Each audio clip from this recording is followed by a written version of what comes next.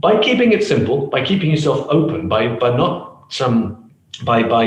oscillating between your plot and your character, that sort of thing will arise. And it sounds like it's sort of magic. It's not at all. It's just allowing your mind to do the things it does best, which is to invent stuff.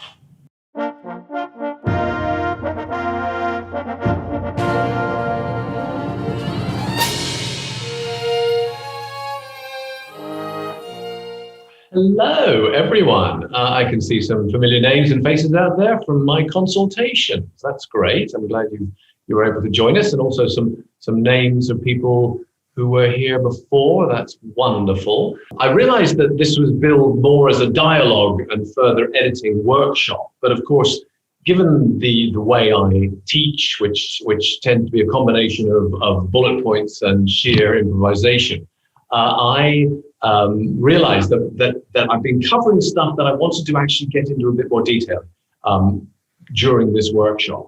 I will be actually, as part of this, doing some dialogue later on, but and some ideas about further editing.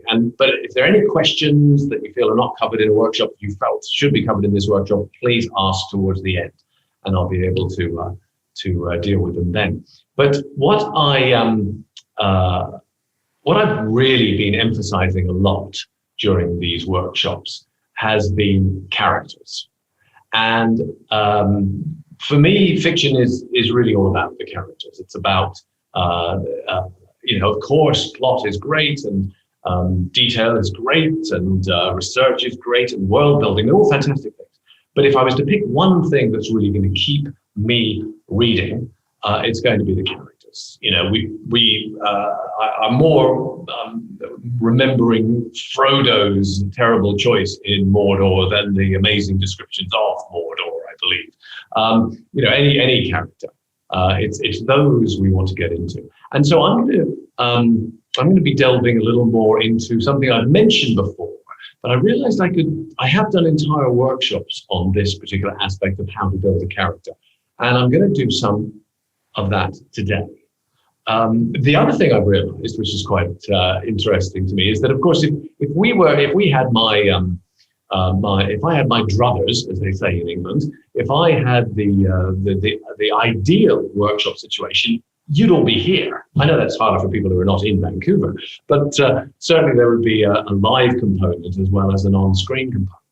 And that's how I love to teach classes, because of course, though I know I do get some feedback from you on the screen and in the questions, and whoever's got their camera on makes some faces at me, which is all great.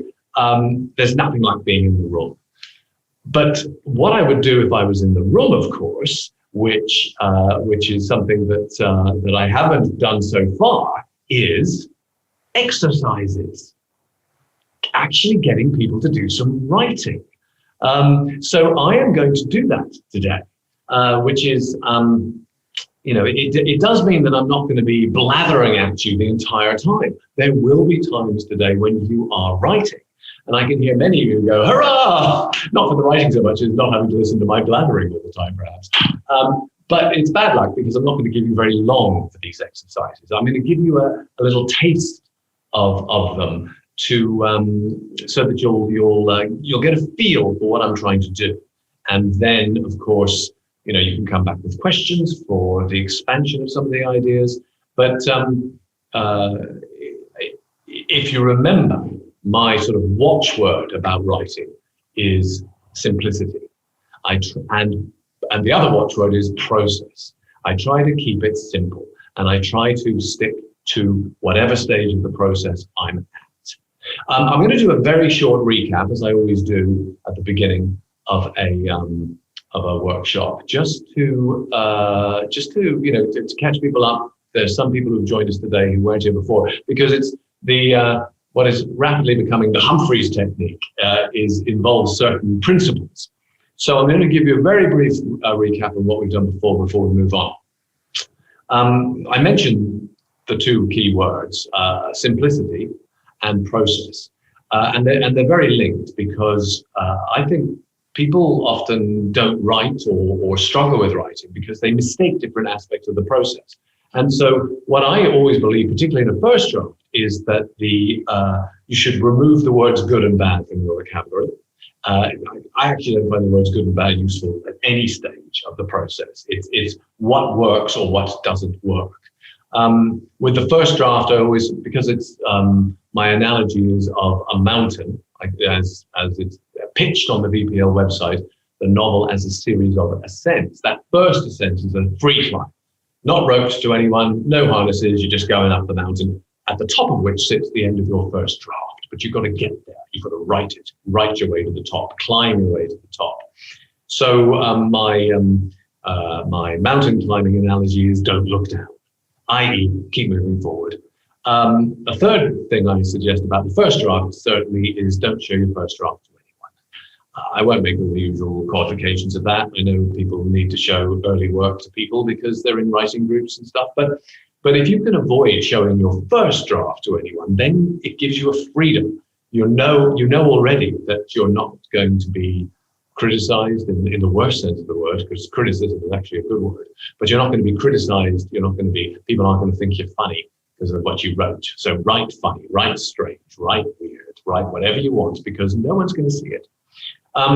I also use the word oscillation a lot, and that's going to come more and more into it as you go further and further into the novel.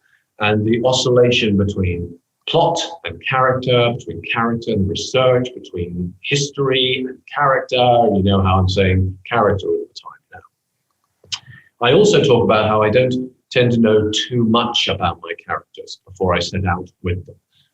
It depends what genre you're writing. I mean, I've made this more multi-genre, but I am the fantasy writer in residence here. But if it's a historical figure, or even if it's a fantasy figure that you're creating, be it a warrior mage or a dragon, both of which I've written, it still begins with it not perhaps knowing too much and letting the character tell you who they are.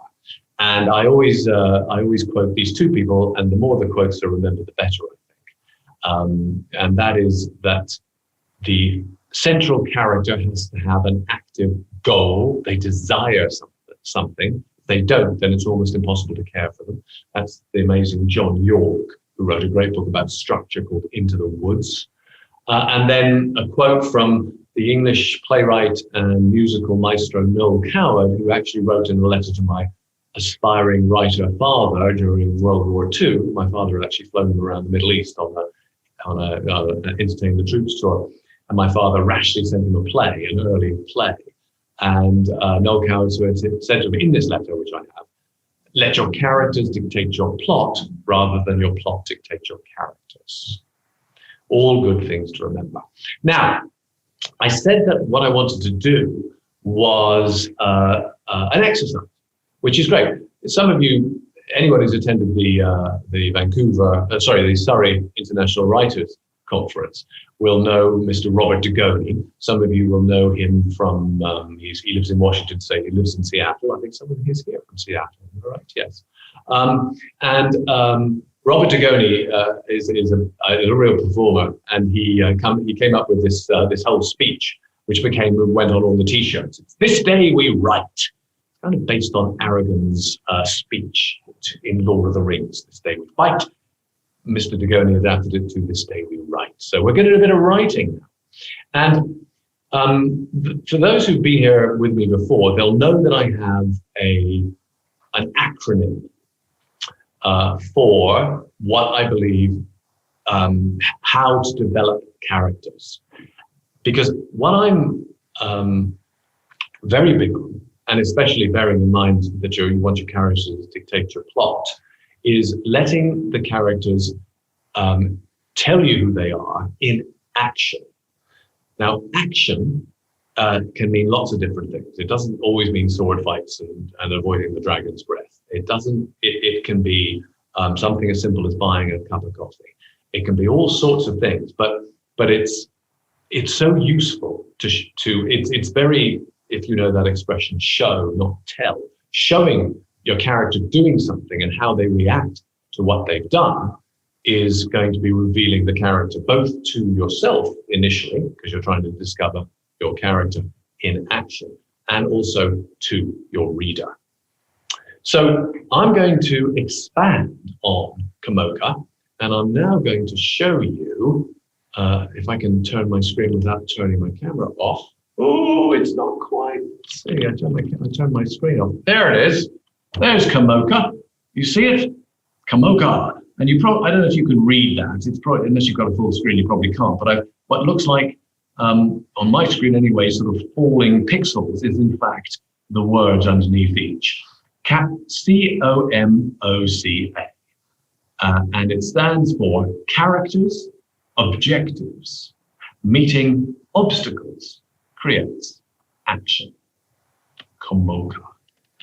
And I developed a while ago an exercise that goes with Komoka. I'll say it one more time just so everyone's clear. So I'll say it slower. I tend to talk quite quickly. Characters, objectives, meeting obstacles, creates action. Now, so it's basically a way of discovering your character, writing your character in action. Now, what I did was I developed some exercises around. So as I say, Komoka is really a workshop unto itself, and I'm going to deal with a bit of it here. What I did was I came up with this idea of the two hats exercise. Two hats actually happens to be the name of my company. And over here, I have one of my hats. And if we were in, this is my fedora. It took me a long time to find this fedora. It's interesting angles. And I love this hat. Anyway, I would take this hat and another hat, and I would put in them scrunched up bits of paper. And I can't do that with you now, obviously, but I'm going to show you by sharing a screen with you what the two hats exercise is and what I want you to do. And I'm going to give you, in the one hat will be some objectives, and in the other hat will be some obstacles. And unfortunately, as I say, I only have that on the screen here. I can't be with you, but I'm going to put it up on the screen now, and I'm going to share the screen. So everyone, I need you to pick one of these objectives. You know, imagine you're delving into the hat and pulling out a piece of paper and opening it up, and it says, "Am I alive?" It says, "Blonde seeks redhead," and it says, "If I don't drink, I'll die." One of those three things. The reason why there are so many of them is that I realize my file is for printing, chopping up and rolling up into little bits of paper. So that's your objective. So if you could choose one of those, imagine you just pull one out. It's just anything that appeals to you. All right. So I hope you've all done that. I should have warned you, of course, to have pen, paper, or keyboard ready. Okay, so that's the objectives. And now for the obstacles, you have to choose one obstacle, and you can't change once you've got your objective. You've chosen your objective. Remember that. No cheating. And here's your obstacle. I cannot see anything. I am bound and gagged, and I'm in a desert. So you've got a character objective, you've got a character obstacle. I'm going to leave both those up and play them back and forth a little. But now I want to, yes, okay. And you're now seeing my notes. So you're glimpsing behind the screen here. But what I want you to do, I don't think I've said anything rude to myself there. No, that's good. What I want you to do is as you're thinking about how you want to write this, there's not a great deal of thought needs to go into it. But if you ask yourself a simple question, who, what, where, why, when, and I say no setup, don't preamble it. You know, the first sentence should probably be the objective or the obstacle. You know, so there we are with if we started with "Am I alive?" It could be the start of this thing, and then the obstacle could be the second. You can take it from there. What I'd like you to also do is to break it down into three beats. You know, the concept of a beat in a scene is sort of like a scene within a scene. And so if you broke it down into three beats, there's the first beat, which is first contact. First contact here being the obstacle and the objective and the obstacle. The second should be some sort of peril. Because another thing I often talk about of characters in action is characters in peril. And the third is bring it to some sort of resolution or some sort of precipice, i.e. next piece of peril. All right? And that's it. I am going to ask you, I'm going to stop sharing the screen, in fact. So I hope you've all got your objectives, got your obstacles, and I'm going to stop sharing. And what I'm going to do is I'm going to go quiet. I'm going to mute myself. But I will be here. I will be watching you. And I'm going to let you go for 5 minutes only. Okay? Keep it simple. Keep it simple. Just write that action, that objective, that obstacle. Go.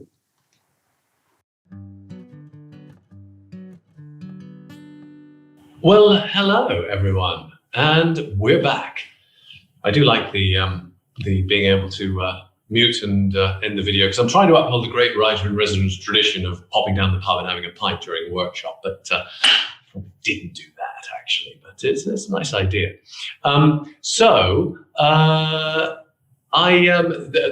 What's usually great, of course, in this situation is that I get people's instant feedback. Which I can't get now. Though I'd love if anyone cares to write something up in the chat, I'd be very happy about that. What I'm looking for is really how easy did you find that?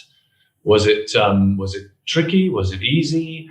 Were you able to stick to the process, i.e. not worry about good or bad or anything like that? Not worry because no one was going to see it. All that. Yes, I'm getting some feedbacks. Robert Lazar Atwood says, yes, it seemed to write itself. Fantastic. Keith said, yes, it flowed. Excellent.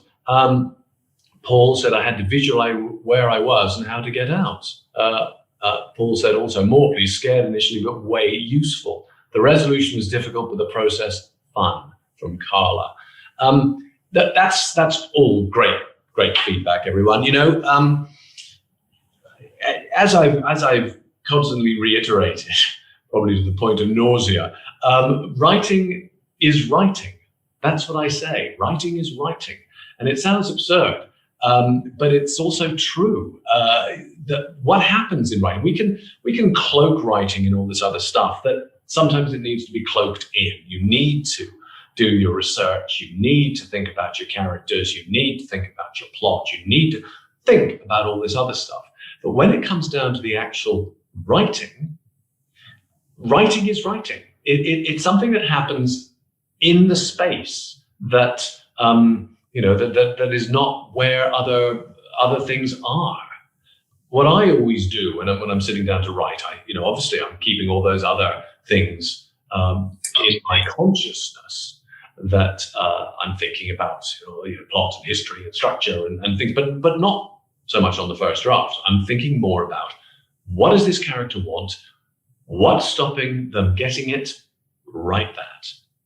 And that is the sort of, when I highlighted those two words at the beginning of this, that simplicity is so important to me. And the simpler you can make it, for me anyway, obviously the more it flows, because you're not asking yourself those questions that eventually you'll need to ask yourself. And again, not good or bad, but does it work? Does this work? Is that my character? Well, they might have gone to more of an extreme in this situation that you might not want to have them do at that stage. I want to say a little bit more about some different aspects of character, because you can use Komoka for all your characters.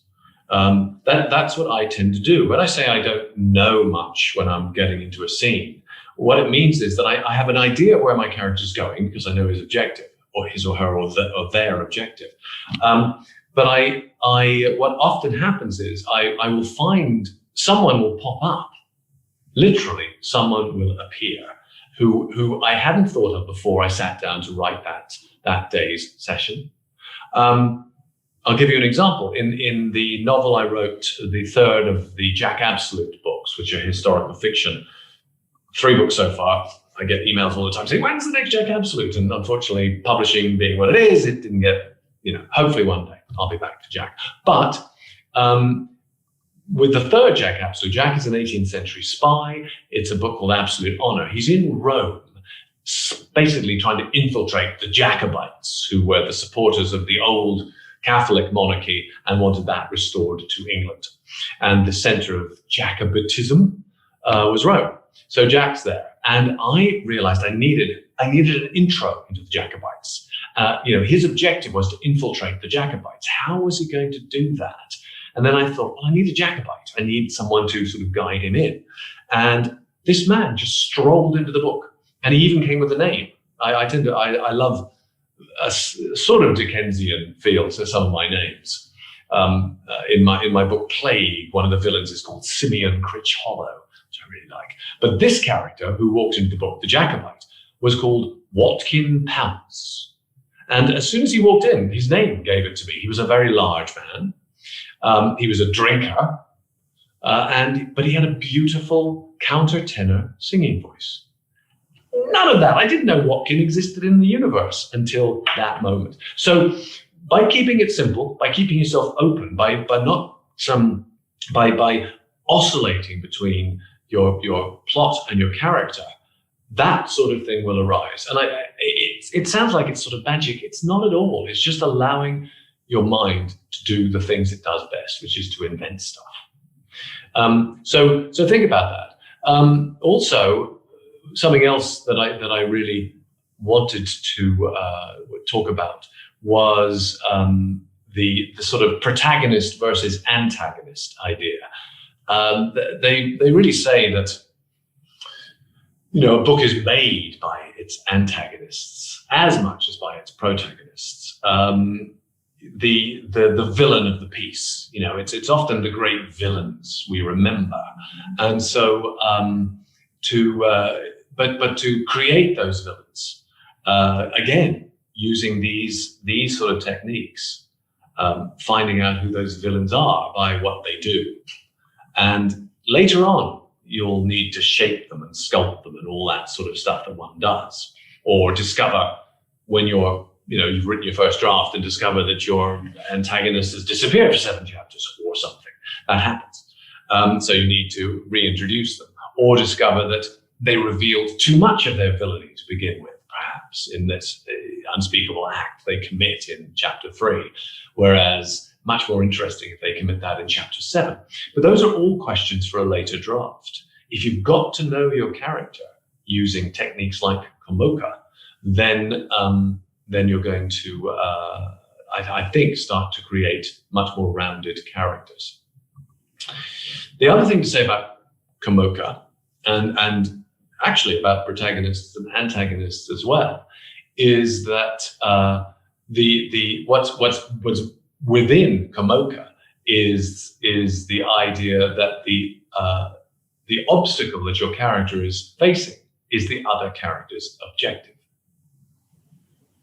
Yeah, I think that if you think about that for a moment, your objective is the other character, your obstacle rather is the other character's objective. I often, I think I mentioned this in one of my consultations this week, the classic situation where there's a room, 2 doors either side, and there's a table with a gun on it. Character A enters from the one door. Character B enters from the other door. There's a gun. They both look at the gun.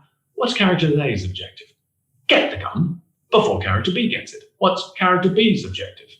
Get the gun before character A gets it. What are their 2 obstacles? The other character getting it first. Write that.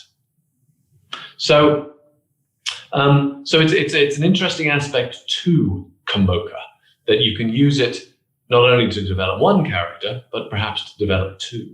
And it doesn't all have to be wild action. I mean, I happen to write action, adventure, thrillers mostly. My fantasy books would fall within that category. They're character driven and they're action driven. But you know, it depends what you're writing, obviously. But the rules, the basic rules, still apply. So I'm now going to get you to do another exercise, because we did talk about how dialogue was going to be an important part of this week's. And I should warn you in advance that if anyone arrives thinking, he's just going to stick to this agenda and these three things, it's not going to happen. That's not the way I teach, because everything is related to everything else in writing. So, you know, I will talk about dialogue now and its importance, but I might come back to dialogue next week. I'll always come back to character. So let's just think about dialogue for a bit. It's one of those things that people often ask me about. You know, how can I make my dialogue better? It feels a bit stilted. Or how do I write good dialogue? Well, I suppose I do have some advantages in that I've been an actor for so long. So my trade has been dialogue, as it were, and for good and ill, because I've worked in some wonderful stuff, and I've also worked in some terrible stuff where you're thinking, what is here? As a slight tangent to that, but it is connected. I always feel that with any of my characters, be they large or small, they have something to play. I.e., there's something they want. There's something about them. Even a small character only comes in for a scene or something. There's something, I try to have them bring a life on with them. Now, you can't do that with everyone, and you can't give them tons of space. However, if there's something about them, that's what I say. The characters in my novels have something to play. The number of scripts I've picked up, particularly in some of the less well-written television I've done, is you think there's nothing to play here. You are a cipher. You should always try to avoid cipher characters. And there should be something about even the smallest character. Now, but as for actual dialogue, how do we write decent dialogue? Well, again, it's back to that other word, process. The first time you attempt to write a character's dialogue, your objective at this stage of the process is find out more about the character. What is this character wanting? What do they need? What are they after? Start to ask questions about how they would speak. Are they a hesitant speaker? Are they a confident speaker? Are they over verbose? Are they not terribly well educated? Do their sentences mainly consist of swear words, or are they prudish about such things? You can start to ask those sort of questions. But again, what I'm finding more and more is your characters are going to tell you who they are by speaking. So the second exercise I'd like to do is a Kamoka-like exercise. And I'm not going to show you anything on the screen. But what I want you to do, partly because I've spent a lot of my life in the theatre, both as an actor, and I started as a writer, as a playwright. So I love play-style dialogue.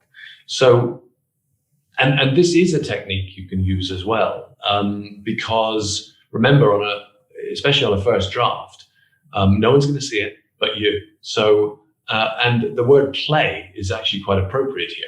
Play with it, play with these ideas. So what I'd like you to do for this exercise is we're going to do a piece of dialogue. It's going to be play style, so it's only dialogue. And I'm going to give you the objective right now and the obstacle. You're going to choose two characters, your protagonist and, for this scene's purpose, your antagonist. And your character's objective is you want to tell the other person the last dream you had before waking up. It's important to you that you tell them.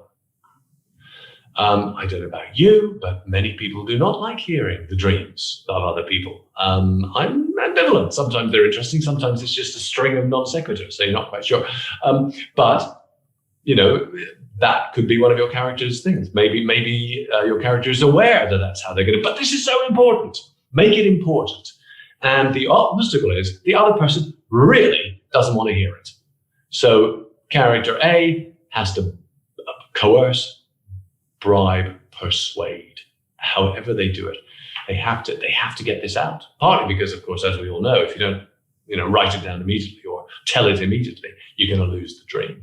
And it, depending on who you follow, the dreams could be the most significant indicator of who you are in the world. I use dreams in some of my fiction sparingly. You've got to be careful with them because, of course, what sounds logical and set out is, often not. Those people who pop up in your dreams who you haven't thought of in 50 years, or the scene switching from a house to a coliseum. But so what I want you to do is do that. Your objective is you want to tell someone the last dream you had before waking up. The obstacle being they really don't want to hear it. I would actually, just to relate this back to your own work, choose two characters from your writing. Choose two characters you're writing right now. Maybe they meet in the street. Maybe they're not lovers or friends even, or they could be work colleagues or whatever. Choose do the who, what, when, why, where. Choose two people. Choose the situation. Choose when it is, where it is, and the why is less important. The why is going to come out of the dialogue. And just write for another 5 minutes. Write that back and forth, play dialogue. No, he said, she said. It's character A, character B. I give them names and go. 5 minutes. You got 5 minutes.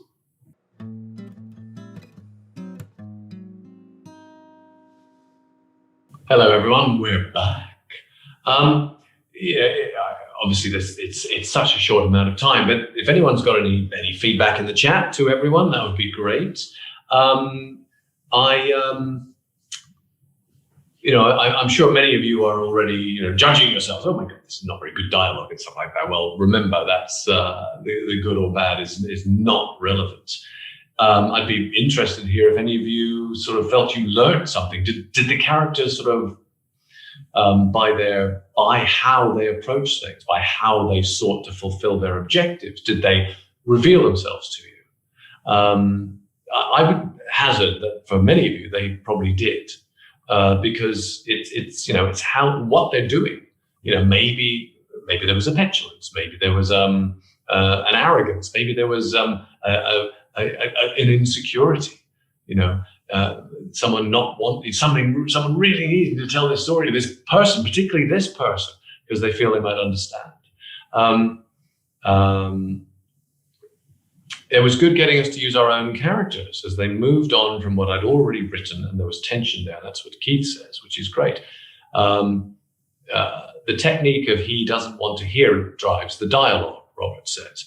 Yeah, it's true. It's true, because that is the big obstacle, right? And how you overcome that obstacle, short of, maybe not short of physical violence, maybe you handcuff the person. You're not leaving here until you listen to this story. I was going to do one more exercise, but I think we probably had enough within an hour. That's probably enough. But the exercise I was going to do for your own interest is about subtext. Again, a subject that we could do tons of, because what isn't written is often still there. There's a school of thought about writing, which I heard first in. I think it was John Fowles, the French Lieutenant's Woman. And that's a very knowingly writer's book, i.e. he comments on the process all the time. And he talks about characters taking over, doing things he didn't intend for them to do, which happens when you create them and make them free. But no, I tell a lie. It was Hemingway who talked about how you're writing something, and if you take it out, if it was important, it's still there. I know that sounds strange, but there's that sense, so that you'll have discovered things perhaps in the character that might not fit into this particular section. You want to take out a couple of those sentences or a couple of those attempts to fulfill an objective, but it will probably still be there in some way. It's informed you about something, even if it's informed you about what not to do, what you don't want your character to appear like. The exercise I was going to do around subtext was just another quick scene that I thought was interesting, and it began with this sentence: "He came into the restaurant, the man who killed my brother 10 years before. He ordered. I said, 'You want ketchup with that?'" So, and then write that scene. Because it's that idea of what's going on underneath and what you're actually saying and how you're calculating what's beneath a scene. Subtext is it's obviously what's hidden. It's the subtext. It's under the text, but there's a lot to be played with there. There's a lot about character there. What a character chooses to say, what they can't help saying, which perhaps factored into some of your dream stuff. You know, what they can't help saying. You've got to listen to this. How they go after that, how the other person reacts, the antagonist, for want of a better word, in that scene. I think it's all helping you to develop your characters. So even though I focus more on character than dialogue, by writing the dialogue you have done so far, I think you'll get a sense when you're doing a second draft. And I would encourage you, actually, if you want some homework, to take the scenes you've written today and play around with them. Do a second draft on them effectively. What worked? What didn't work? Remember, not good or bad, but what worked? What didn't work? Did this help to achieve the character's objective? No. However, that was good that it didn't, because it was too early to achieve his objective. And it was his wrong tact, and the character revealed that he's not quite as smart as he thought he was in that moment, perhaps. But go back over those scenes, perhaps, for homework. And maybe next week in the chat, you can let me know how that went. Right, I know we're coming up against it now, and I do want to deal, as always, with some questions. Cairn, hello, Cairn. Cairn said, any suggestions for books with no antagonist, i.e. man versus nature? Yes, I suggest you read my book, Fire. Fire is the sequel, though it's a bit of a standalone as well, but it's the sequel to Plague, and it's the further adventures of Captain Coke and Pitman and Sarah in having survived the Great Plague of London, they then have to survive the Great Fire of London. And very early on, I realized that the fire had to be a character. Otherwise, it was going to just be a backdrop. The fire had to drive the action. It had to have its own objectives and its own obstacles. And this was actually a second draft decision, I believe, that I decided to write a little prologue, first 2 pages. Oh, Daniel's put up there, you can borrow it. There you go. If you only borrow it to read the first 2 pages, Cairn, and anyone else who's interested in how to use a non-human, non-character, a character that's not a man or a beast, perhaps, but an element of nature, I would read the first 2 pages of Fire. It's a prologue that deals with fire, and it's a way of becoming a character. It's a way of setting the stakes and becoming, of course, one of the major antagonists. There's human antagonists and there's cataclysm antagonists. And don't we know a lot more about that in British Columbia right now? So that would be the answer to that question. I think that's it for the questions, unless anyone else has something. What I would like to sort of conclude with, I suppose, is a bit of a, I suppose it goes back to something that I have said before in these workshops, and it's a term, I believe, can you show the Kamoka slide again? Tracy says that. Can you show the Kamoka slide? Do you mean the what's written on the wall here, or do you mean the objectives and obstacles? I'll do either. Yeah, what I was going to talk about in terms of character is something that I found very, very useful as a term. And that is it's interesting. Someone's asking a question about it. Antagonist, can it also be character against establishment or societal issues? Vicky asks. Yes, it can. Absolutely, it can. Antagonists are often, as I said, the fire, the cataclysm. Antagonists can be the city. It could be anything like that. But what the antagonist I'm very interested in, once I heard this term coined, again, I think by John York in that book, Into the Woods, was the antagonist within. Now, that's something you can spend a lot of time on. I mean, it's the inner obstacles, really, that get in the way of the character. It's what they have to overcome in order to succeed in their quest at its simplest level. All books are quest books in some ways. So what is holding them back?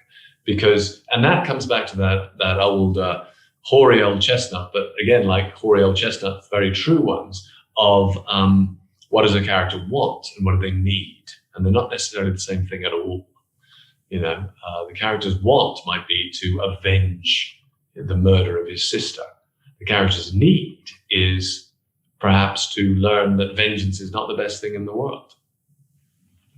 That's just one random example. What percentage of dialogue is ideal, says Robert? Does inner dialogue count? I'd be very wary of inner dialogue. An occasional thought is good. Relentless monologue is not so good. It's very tell, not show. So I think, you can have a character think and question and wonder about, why am I doing this? Why am I following this woman down this alley? I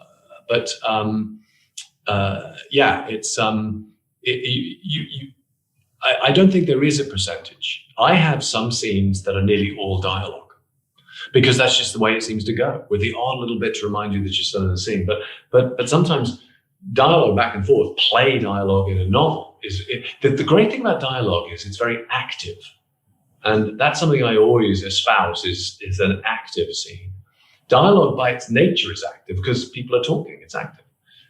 If they're grandstanding, sometimes that's necessary. But if they're giving speeches as opposed to interacting with someone, it doesn't work so well, I think. Yes, Robert, dialogue is action very much.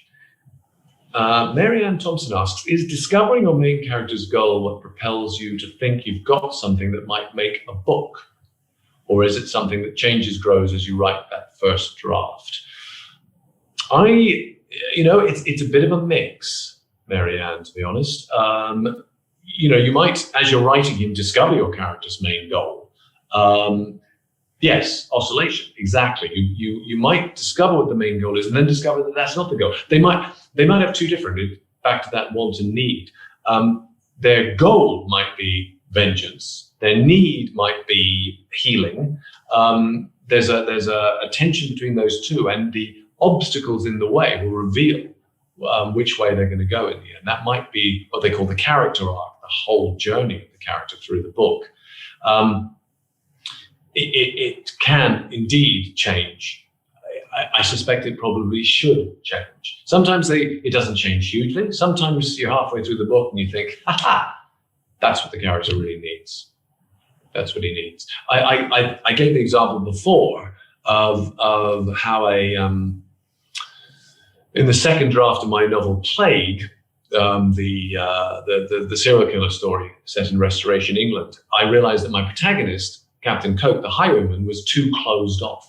I hadn't actually given him a lot of opportunities to reveal himself because he didn't interact with people because he was basically suffering from 17th century PTSD. So I gave him on the second draft a sidekick. Sidekicks, people have heard me go, sidekicks, you need sidekicks. And I gave him Dickon, a young boy who he rescues, starving, orphan, on his doorstep, covered in snow, rescues, feeds, educates, uses as a henchman, actually, as his sidekick. It gave Coke an opportunity to talk to someone else. The other great thing about dialogue is that it helps you forward the plot. You can reveal plot. Someone cross-examines someone else in its essence. You can get out a lot of history. What do you mean the people are marching on the Bastille? Wait, who is marching? Sans culottes. What do you mean? They're not wearing trousers. What are you talking about? That sort of thing. You're getting history in, but you're also getting drama in. And, before long, they're going to have to rush off and see these people without trousers who are storming the Bastille. I don't know where that came from. Anyway. Cairn says, my favorite is when the character gets what they thought they wanted, but it's not at all what they need. Yeah, that's always great. Probably not as a conclusion of a novel, but certainly somewhere along the line. That's great. Paul asks, do you find you rewrite dialogue repeatedly, iteratively, as you learn more about the character? Yeah, I mean, the second draft, you probably find yourself rewriting dialogue. I'm doing a second draft right now of my novel I've been writing as writer-in-residence here, which is actually not fantasy, but World War II. And I've just started rewriting it. And I find that the dialogue, everything's changing a little, at least in this initial part of the book. But, because I know much more about the characters, having written the first draft, then I'm now going back and thinking, that has to be fed in, that has to be fed in now. So yeah, the dialogue does change. Well, that's time. Time's up. It was busy. I'd love people to maybe, sorry, Tracy, Kamoka, of course. Characters, and that I would put, it could be a plural, but I would put character with an apostrophe S. Characters, objective, meeting obstacles creates action. You got it? Yeah, there you are. Andrew wrote it down for me. All right, great. Take care, everyone. See you next week.